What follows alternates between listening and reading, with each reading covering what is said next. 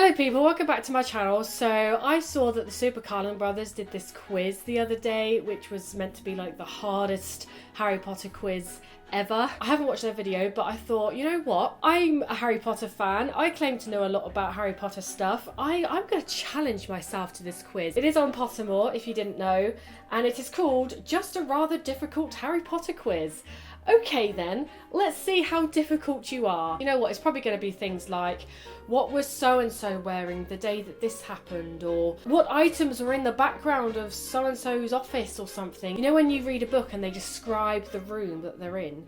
It's going to be things like that, isn't it? Like what items were placed in this room at this time, or things like that, or like exact dates of things, like what exact date was it that something happened? It's going to be just such intricate things like this that, you know, I mentioned once in the whole entire series, and it doesn't matter how many times you read the books, you're never going to take that in because that's not what is important. So yeah, if you're excited to see me fail miserably, possibly, at this quiz, then don't forget to leave a like and subscribe to our channel if you're new to join my little magical corner. Okay, I'm excited. Let's get on with this quiz. Just a rather difficult Harry Potter quiz. They've really toned it down with that. They're lowering my expectations of the difficultness of this quiz just by that title. You may say that you're the greatest Harry Potter expert of your friendship group. Well, I am, because no one else I know likes Harry Potter. Well, a few colleagues at work do, but yeah, I'd say I'm the greatest fan out of them. But are you? Really? Try this extra hard challenge and prove it. To be honest, if you get more than 5 right in this, we'll be impressed. Off you go. Oh, okay. Challenge accepted, Pottermore crew. Let's get on with it. Pressing start. This is out of 15, so not the usual 30, so it's not going to be a really long video, which I'm glad about. Okay, question number 1. What was the name of the pygmy puff Ginny bought from Weasley's Wizard Wheezies? Really? Really? Are you saying that's meant to be difficult? I don't even need the multiple choice for this one. It was Arnold. Okay, question number 2.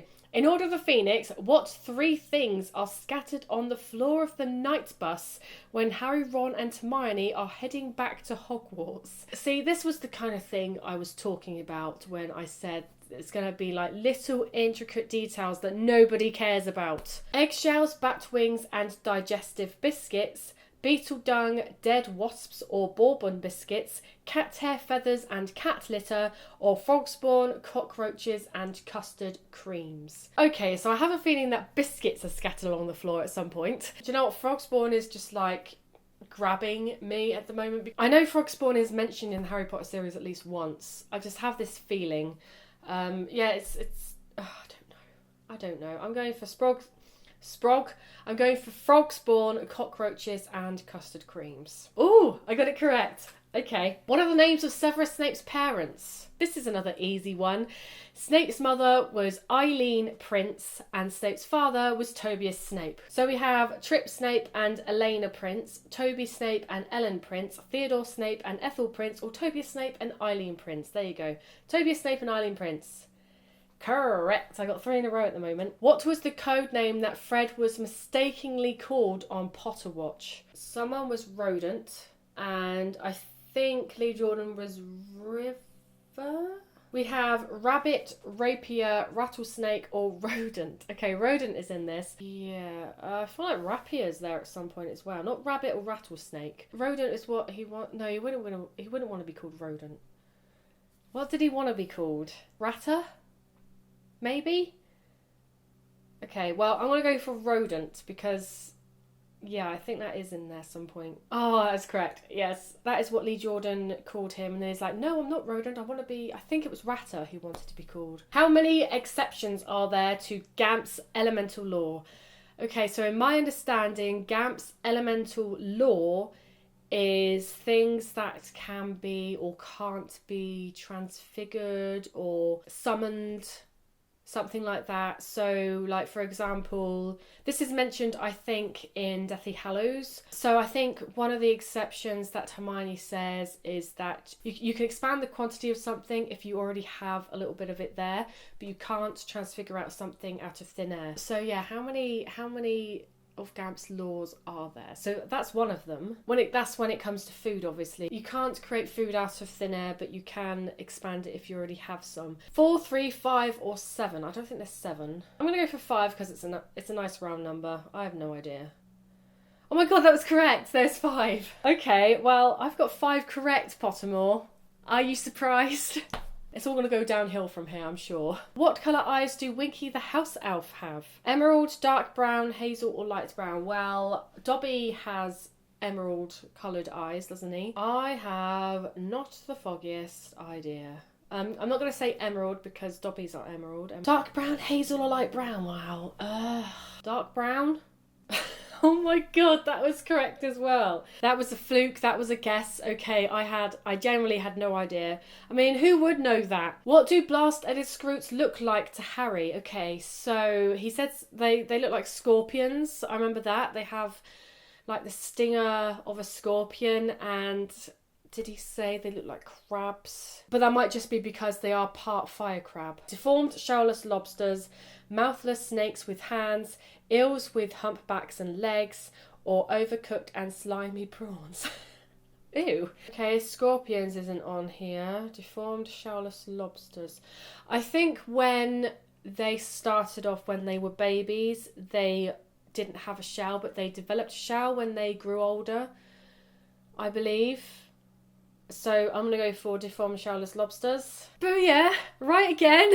What was Hermione originally going to call SPEW? Special protection of the welfare of elves and other magical creatures, stop the outrageous abuse of our fellow magical creatures and campaign for a change in their legal status, systematic abuse of magical creatures is wrong and must be stopped, or ban the abuse of magical creatures and campaign to set them all free.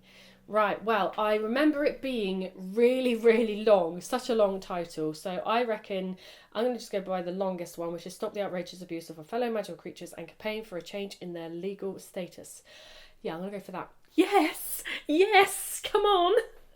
Okay, this is serious now. What is the name of the Bulgarian Minister for Magic? Nedialko? Stevan? Desislav? Or Oblanksk? Okay, I don't know what any of those names said, any of those words said. And I know that when reading Goblet of Fire, I would have just like blanked the names. I wouldn't have let it sink in at all. I know that in the books, it was kind of funny with the Bulgarian Minister for Magic, because Cornelius Fudge was trying to communicate with him and he thought he didn't know any English. So all this time he was doing like these like hand gestures and speaking really loud and slow and whatever. And it turns out right at the end that the Prime Minister does know English and he was just going along with it because he found Fudge so funny. I like that. I love these little details about the books that don't mean anything, that you just remember and just look back on. It's funny, it's great. Anyway, what was his name? I don't know. I'm going to go for Desislav. Oh, I got my first one wrong. Okay, well, I had no idea anyway. It was Oblanksk. That's his name, okay? There you go. Next question. What type of hat was Alpheus Doge wearing at Bill and Fleur's wedding? A moth-eaten fez, a battered bowler hat, a tatty top hat, or a suspiciously strained wizard's hat? Okay, the fez is just jumping out at me here. It's jumping out. Fez. I really like that word. Fez. It's a fez. I like your fez. You got a cool fez. What hat am I going to wear to Bill and Fleur's wedding? I'm going to wear a fez. Yeah, moth-eaten fez. I'm going for that. Yes! It was right. I'm on a roll. Who gave Ambrosius Flume, the manager of Honeyduke's sweet shop, his first job? Luke Millefeuille, Florin Fortescue, Horace Slughorn, or Cicerien Hackis? Who? Well, Florin Fortescue owns the ice cream parlour in Diagon Alley, and Honeyduke's sweet shop is in Hogsmeade. I don't know if there is one in Diagon Alley, but it's never mentioned, I don't think. So, no. Horace Slughorn, no, because Horace Slughorn doesn't own any shops. How would Horace Slughorn have the power to give someone their first job? Unless his first job isn't the manager of a sweet shop. Anyway, I'm just counting the characters we've heard of. Luc Millefeuille, sounds a bit French, or Cicerien Hackis. I don't know. I'm going to go for Millefeuille. Incorrect. It was Cicerien Hackis. Well, I knew it wasn't the other two, so Whatever. Next question. Who is the author of Unfogging the Future? Well, this is definitely one name that's mentioned once in probably just Prisoner of Azkaban. Greta Catchlove, Selena Sapworthy, Cassandra Vablaski, or Galatea Merrythought. Galatea Merrythought, that name rings a bell. Merrythought. Why does that name ring a bell? I don't think that person is the author of Unfogging the Future because I don't think I recognise it because it's the author of a book. That's not the way I roll. I don't remember authors of books unless it's like Bathilda Bagshot or Luke Scamander. Cassandra Vablaski. That name kind of makes me think of a famous seer. I don't know, I'm going to go for Cassandra. Correct! Yes! Question number 13. In the book, what colour were the dress robes that Padma Patel wore at the Yule Ball? Turquoise, magenta, pink or lime green? I don't know. I know in the film she's wearing... This is Padma Patel. Okay, so it's not even Parvati. Parvati Patel is wearing like a reddish maroon coloured dress, I think. It always annoyed me, by the way, that Padma and Parvati were in the same house in the films because they're not. Padma is a Ravenclaw. Hello. I don't know. I know that Hermione's was blue when in the film it's pink. So for that reason I'm going to discount turquoise because, well, I just am. I'm going to go for lime green. Incorrect. It was turquoise. What does Romilda Vane ask Ginny about Harry in HalfBlood Prince if he has a tattoo? If he has a hippogriff tattoo on his chest, whether he looks like a mole without his glasses on, whether when touched his scar burns, whether he actually is the chosen one, or whether he has a hippogriff tattoo. There you go. And Ginny was like, yeah, he has a tattoo, but it's of a dragon. Yes. Question number 15 out of 15. So this is the last one. Who is the editor of the Daily Prophet? No idea. Barnabas Cuff, Xenophilius Lovegood, Bodrick Bode, or Urquhart Rackharrow? Who? Xenophilius Lovegood is the editor of The Quibbler, so not him. Bodrick Bode is some Aura dude, isn't he? Member of the Order of the Phoenix, I think, so I don't think him. I'm going to go for Barnabas Cuff because I don't want to say the other option again. Correct! Oh yes. View results. 12 out of 15, I scored 80% on the hardest quiz that Pottermore have done. Result, you could be great, you know. Ooh, so close. Not a Hermione perfect score, but definitely getting there. And to be honest, a Hermione perfect score is more rare than an Elder Wand or a compliment from Severus Snape. That's pretty rare. So yes, I got 12 out of 15. Aren't I awesome? Okay, so 2 of them were complete guesses. I think 2 of them were complete guesses, but some of them I definitely knew. I'm very proud about that. I'm happy with that, definitely, especially with it being such a hard quiz.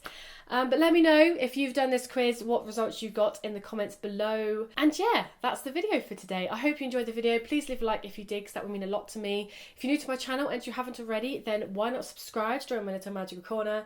Thank you all very much for watching, and I will see you next time.